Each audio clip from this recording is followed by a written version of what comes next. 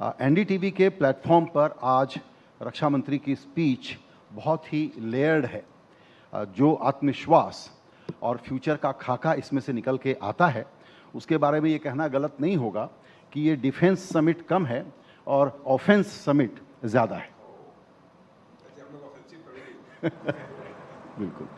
आपके भाषण में लोकतंत्र, सोशल कंसेंसस, विपक्ष, बहुत सारी बातें हैं और चुनाव का वक्त है तो जाहिर है कि हम उस पर फ़ायदा उठाएंगे और आपसे बात करना चाहेंगे।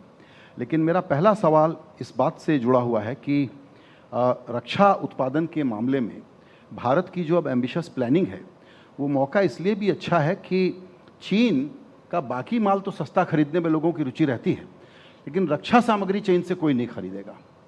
और दूसरा एक बहुत ही बड़ा टर्निंग पॉइंट है भारत की रक्षा नीति में, वो ये है कि लैंड सेंट्रिक के बजाय सी सेंट्रिक यानी नेवी की भूमिका बढ़ी और इंडो पैसिफिक में भारत का रोल, इस पर मैं आपसे कुछ सुनना चाहूँगा। सी सेंट्रिक एंड एरोसेंट्रिक दोनों, तो उसमें भारत की क्या पूछा आपने? कि भारत की भूमिका इंडो पैसिफिक स्ट्रेटजी को लेके ग्लोबल केंद्रीय भूमिका में है। हाँ, तो इंडो पैसिफिक में भारत की भूमिका मैं कह सकता हूँ पहले से कहीं अधिक प्रभावी हुई है। और आपने हाल में ही जो एक घटना हुई थी, शायद उस घटना की आपको जानकारी होगी, उसमें हमारी इंडियन नेवी ने जिस प्रकार का रोल प्ले किया है वो बहुत ही सराहनीय है और उसके लिए अपने इंडियन नेवी को मैंने कांग्रेचुलेट भी किया था। अब यदि भारत की तरफ चाहे नेवी, चाहे जिसे समुद्र के माध्यम से, जल के माध्यम से, वायु के माध्यम से, थल के माध्यम से कोई भी यदि कोई नापाक हरकत भारत के साथ करने की कोशिश करेगा तो भारत के अंदर इस समय वह इतना स्ट्रांग विल पावर है हमारी सेना के पास भी कि हम उसका मुंहतोड़ जवाब देने की ताकत रखते हैं। एक बहुत बड़ा बदलाव और हम देखते हैं और वो ये है कि पहले चीन की बात करते थे तो देश के स्तर पर एक एंग्जाइटी और एक चुनौती का भाव रहता था। अब जो भाव है पूरे देश में, पब्लिक का जो मूड है कि ठीक है चाइना को भी देख लेंगे, ये क्यों बदला है? स्ट्रांग विल पावर की लीडरशिप चाहिए और लीडरशिप मजबूत होगी तो स्वाभाविक रूप से जनता का कॉन्फिडेंस उस लीडरशिप के प्रति होगा। और मैं समझता हूँ सबसे बड़ी बात यही है और सदैव हम लोगों ने अपनी जो भी हमारी फोर्सेस हैं उनके मोरल को हाई रखने के लिए जो भी स्टेप्स लिए जा सकते हैं वो सारे स्टेप्स हम लोगों ने लिए हैं। जी। एक सवाल और इसी से जुड़ा हुआ है, जो चीन कहें या जो बॉर्डर की ज़रूरतें थी, इंफ्रास्ट्रक्चर जो बनाया और ख़रीदारी में, रक्षा सामग्री की ख़रीदारी में पहले भारत हिचक के बात करता था, उसको इस सरकार ने तेज़ गति से काम किया कि ख़रीदना है तो ख़रीदेंगे और अपना भी बनाएंगे।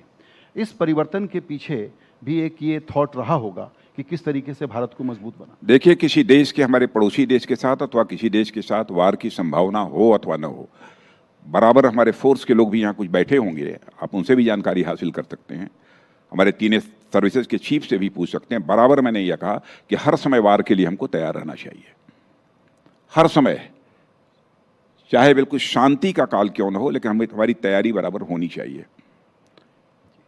भारत का चरित्र यह है, भारत के पिछले इतिहास के पन्नों को उठाकर भी कोई देखे तो भारत का इतिहास यही है कि भारत ने आज तक न तो दुनिया के किसी देश पर कभी आक्रमण किया है, न दुनिया की किसी भी देश की 1 इंच जमीन पर कभी भारत ने कब्जा किया है। जी बिल्कुल। लेकिन भारत को यदि कोई आंख दिखाएगा तो भारत अब ऐसी स्थिति में है कि उसका जैसा जवाब देना चाहिए वैसा जवाब दे सकता है। बिल्कुल। मुझे लगता है कि रक्षा से जुड़े हुए जो एजेंडा और कार्यक्रम हैं और आपने एम्बिशंस बताए अभी कि कितनी बड़ी चीज़ हो सकती है, उसके लिए भारत का निजी क्षेत्र बहुत ज़्यादा काम आप लोगों ने किया है, उसको सहयोग देने के लिए, चीज़ों को सुगम बनाने के लिए, अप्रूवल्स के लिए, परमिशंस के लिए। लेकिन हमको लगता है कि वहाँ और काम करने की ज़रूरत है ताकि प्राइवेट सेक्टर और कॉन्फिडेंट हो कि हमको पूरा सपोर्ट मिलेगा। देखिए, कॉन्फिडेंस लेवल तो हमारे प्राइवेट सेक्टर का बढ़ा है, इसमें कहीं इस सच्चाई को कोई नकार नहीं सकता है। और जो जो भी प्राइवेट सेक्टर से जो सुझाव आते हैं उस अनुरूप सोच समझ कर जो भी आवश्यक होता है वह स्टेप्स गवर्नमेंट लेने में रंच मात्र भी हेजिटेट नहीं करती है। क्योंकि जब भी एसआईडीएम वगैरह की कोई कॉन्फ्रेंस होती है, एसआईडीएम की कॉन्फ्रेंस में मैं जाता हूँ, अलग अलग जो हमारे इंडस्ट्रीज से लोग जुड़े हुए स्टालवर्ड्स हैं उन सब सारे लोगों से बातचीत होती है। मैं देखता हूँ कि मेरे सामने तो सभी अपनी खुशी का इजहार करते हैं, अपनी प्रसन्नता का इजहार करते हैं, लेकिन इसी के साथ साथ उन लोगों को मैं यह भी कहता हूँ कोई नए सुझाव हों अथवा कुछ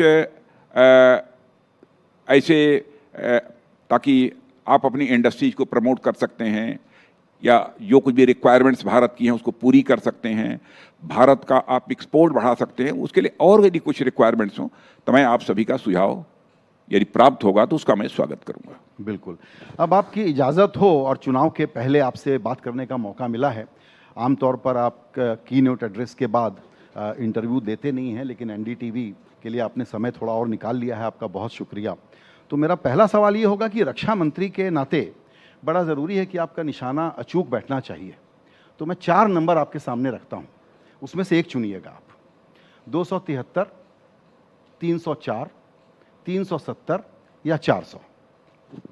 एनडीए 400 पार। एनडीए 400 पार में थोड़ा ये पता करना है हमको। बीजेपी 370 पार। बीजेपी 370 पार। 273 और 370 में फर्क क्या है? 370 को तो अच्छी तरह समझते होंगे आप। 370 पार कर गए हैं। Actually on a serious note, हम लोग बहुत हिसाब लगाते हैं चुनाव के पहले और गलत भी होते हैं अपने अनुमानों को लेकर के कि बीजेपी हमेशा हम लोग अंडर एस्टिमेट करते हैं और उस एक्सपेक्टेशन को एक्सीड करती है। तो इसका गणित हम समझना चाहते हैं, क्योंकि एक नैरेटिव ये है कि बंगाल, महाराष्ट्र, दक्षिण और बिहार ये कठिन डगर है आप लोगों के लिए। बिल्कुल कठिन नहीं है। आपने देखा होगा कि 2014 के पहले हमारी स्थिति वेस्ट बंगाल में कैसी रहती थी, एक भी सीट हमको नहीं मिलती थी। 5 वर्ष के बाद 2019 में जब चुनाव हुआ, हमको 18 to 19 सीटों पर विजय हासिल हुई पार्लियामेंट्री कॉन्स्टिट्यूंसी में। और इस बार देखिएगा, इस पॉसिबिलिटी को भी रूल आउट नहीं किया जा सकता कि वेस्ट बंगाल में Bharatiya Janata party in between 25 to 30 होगी। और सभी जगह इवन सदर्न स्टेट में भी भारतीय जनता पार्टी और हमारे प्राइम मिनिस्टर की लीडरशिप को लेकर एक लोगों का विश्वास, एक भरोसा बढ़ा है। हाँ, और आप देखते होंगे कि किस तरीके से कॉमन मासेस का रिस्पांस इस समय हमारे प्राइम मिनिस्टर को मिल रहा है। प्राइम मिनिस्टर की बात छोड़िए, हम लोग जाते हैं तो रिस्पांस जो देखते हैं उससे हमारा कॉन्फिडेंस लेवल हाई होता है कि हम जो टारगेट हम लोगों ने तय किया है उस टारगेट को अचीव करना ये हमारे लिए कठिन नहीं है। बिल्कुल। आपने लोकतंत्र और विपक्ष की भूमिका के बारे में, जो कि एक निराशाजनक सी भूमिका है, ऐसा बहुत लोग मानते हैं, आपने जिक्र किया उसका। लेकिन मैं आप पर ये इल्ज़ाम लगा सकता हूं कि आपकी पार्टी तो लार्जेस्ट इंपोर्टर है विपक्षी नेताओं की। विपक्षी नेताओं का इंपोर्ट बीजेपी बहुत ज़्यादा कर रही है। नहीं, विपक्षी नेताओं में भी बहुत सारे ऐसे लोग हैं जो चाहते हैं कि देश आगे बढ़ना चाहिए और उनको लगता है कि उनकी पार्टी इस समय देश को आगे ले जाने की स्थिति में नहीं है, और अकेले यदि कोई पार्टी है तो भारतीय जनता पार्टी ही देश को आगे ले जा सकती है, एनडीए ही देश को आगे ले जा सकती है, और under the leadership of the prime minister Narendra Modi ही यह देश आगे जा सकता है। इसलिए वो स्वाभाविक रूप से चल कर आ रहे हैं। ऐसे लोगों का स्वागत है। एक राजनीतिक कार्यकर्ता के रूप में मैं जानना चाहूँगा आपसे कि विपक्ष इस तरह से फेल क्यों हो रहा है? मजबूत विपक्ष सबको चाहिए। नहीं, ये बहुत चिंता का विषय है। हेल्दी डेमोक्रेसी में विपक्ष भी सशक्त होना चाहिए, हमारी यह निश्चित धारणा है। लेकिन विपक्ष जिस तरीके से कमजोर हो रहा है उसके लिए अन्य कोई जिम्मेदार नहीं है, विपक्ष स्वयं इसके लिए जिम्मेदार है। जी। एक और जिज्ञासा है, वो ये कि बीजेपी हर चुनाव में बिल्कुल आखिरी वोटर, आखिरी बूथ तक जो मेहनत करती है उसमें बहुत कुछ इनोवेट करती है। चुनाव प्रचार से लेकर के वोटर को लाने तक, और जिन सीटों को नहीं जीत पाए अभी तक उनको जीतने तक। उस बारे में क्या नया इस बार आप लोगों से हम लोग अपेक्षा करें? देखिए, हम लोगों का अपने जो भी ग्रास रूट पर काम करने वाले कार्यकर्ता हैं उनसे भी यही आग्रह रहता है कि आम जन तक पहुंचने की आपकी कोशिश होनी चाहिए, उनसे बातचीत लगातार चलती रहनी चाहिए। हम लोग यहाँ तक सबसे निचली इकाई में पन्ना प्रमुख हमारा होता है, पन्ना प्रमुख बोलते हैं, माने उसके पास 10-15 ऐसे घर होते हैं, केवल 10-15 घरों में रहने वाले परिवार के सदस्यों से उसको संपर्क करना है, उससे डायलॉग बनाकर रखना है, उससे बातचीत करके रखना है, वह काम करता है। माने टॉप टू बॉटम जो हमारा सिस्टम है वो बहुत ही स्मूथ है, बहुत ही इफेक्टिव है। बिल्कुल। एक चीज़ और, आपने कहा पन्ना प्रमुख, उसके आगे हमने तो ये सुना कि अब लाभार्थी प्रमुख तक कि जो बेनिफिशियरीज हैं, नहीं, और ये एक प्रकार का सेक्युलराइजेशन हो गया है वोटर का। नहीं, जो बेनिफिशियरीज हैं, जो लाभार्थी हैं, उन तक भी वही पहुंचता है उन तक जी। और इस हद तक हम लोगों ने चिंता की है, जिनको गवर्नमेंट की स्कीम की बेनिफिट मिलनी चाहिए वह बेनिफिट मिलने से कोई छूट न जाए, इसलिए एक संकल्प यात्रा हम लोगों की प्रारंभ हुई थी, आपने देखा होगा। और जगह जगह जाकर सभी लोगों से ये पूछ रहे हैं, आप कहीं छूट नहीं गए? जिसको प्राप्त होना चाहिए लाभ सरकार की योजनाओं का, ऐसा तो नहीं है उससे कोई वंचित रह गया, कोई छूट गया। इस हद तक चिंता कर, कोई वंचित रह गया तो तुरंत वहीं पर उसको वो असिस्टेंस प्रोवाइड की जाती है। जी, बिल्कुल। आपने आज एक बहुत इम्पॉर्टेंट बात कही और बहुत डिटेल में आपने मीडिया आलोचना और देश का जो सोशल कंसेंसस होता है उसके बारे में बहुत रोशनी डाली है, और मुझे लगता है एक नई चर्चा देश में शुरू करेगा। इस जानबूझ के किया है मैंने, आई कैन सी दैट। मैं जानता हूँ डिफेंस समिट में आप लोगों ने एक्सपेक्ट नहीं किया होगा, लेकिन जानबूझ कर किया है मैंने। बिल्कुल। और शायद वो जाना बुझा कारण ये है कि भारत में बहुत लोगों को, जो आज आपने बहुत ढंग से आर्टिकुलेट किया, इस बात का रियलाइजेशन नहीं है कि कंसेंसस में बदला क्या है, पुराने एलिट किस तरीके से बेदखल हो गए हैं और इसको पचाने में दिक्कत हो रही है। एक प्रश्न आपकी कंस्टिट्यूएंसी के बारे में भी मैं पूछना चाहूँगा, बल्कि उसके पहले जो मैंने विपक्ष का और आलोचना का जिक्र किया, वो आप लोग कितने सेंसिटिव हैं, कितने रिस्पॉन्सिव हैं। इसका एक उदाहरण ये है कि आसनसोल से एक कैंडिडेट दिया और उसके बाद 48 घंटे के अंदर आप लोगों ने बदल दिया, इसके पीछे क्या सोच रहती है? सोच तो यही है कि हेल्दी डेमोक्रेसी में कोई हमारा कार्यकर्ता हो, कोई व्यक्ति हो, ऐसा कुछ उसके द्वारा न किया जाना चाहिए, न बोला जाना चाहिए जो कि डेरिगेटरी हो, अपमानजनक हो, अथवा किसी को हर्ट करने वाला हो, किसी इंडिविजुअल को अथवा किसी सोसाइटी को अथवा किसी सेक्शन को हर्ट करने वाला न हो। यह प्रिकॉशन लेना चाहिए, और इसमें हमको करने की जरूरत नहीं पड़ी, उस व्यक्ति ने स्वयं ही फैसला कर लिया। बिल्कुल, स्वयं ही कर दिया जी। क्योंकि बीजेपी की छवि ये है कि माय वे और हाईवे, तो उसमें पब्लिक का अगर क्रिटिसिज्म आया तो उस पर आप रिस्पॉन्ड करते हैं। ये बात लोगों को लगती नहीं है, लेकिन एक्चुअली मैंने देखा है हमेशा कि फीडबैक आप लोग बहुत ज़्यादा लेते हैं। हाँ, बिल्कुल फीडबैक लेते हैं। बिल्कुल सही बात। अब लखनऊ के बारे में, चूंकि आप सचमुच हेल्दी लोकतंत्र चाहते हैं, तो वहाँ हम लोग सपा और कांग्रेस की मदद करें कैंडिडेट ढूंढने में। नहीं, कैंडिडेट मिलेंगे, उन लोगों को मिलेंगे।